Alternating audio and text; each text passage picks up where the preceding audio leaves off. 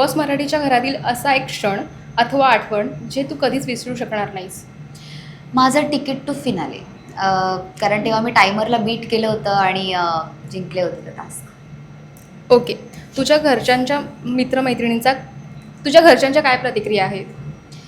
माझी मम्मी तर मला एकतर भीती होती की मम्मीने मला सांगितलं होतं रागावरती कंट्रोल ठेव किंवा मोठ्यांना उलटं बोलू नको, हे करू नको, ते करू नको किंवा मी जे म्हणायचे पातळी सोडू नको.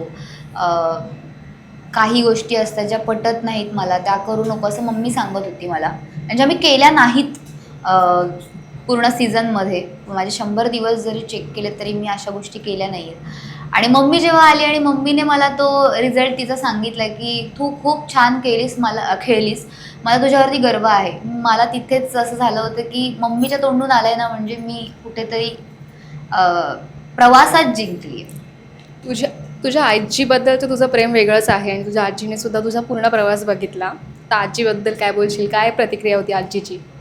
आजी माझी 90 वर्षाची आहे. तिला काय झालं तेच माहिती नाही आहे. मी गेले होते, मी कुठे गेले होते तेच माहिती नाही. फक्त ते टी व्हीमध्ये बघायची.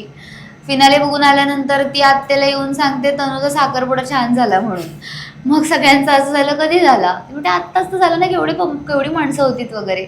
आजी माझं छोटंसं बाळ आहे आत्ता. आजी आजी नाही आहे.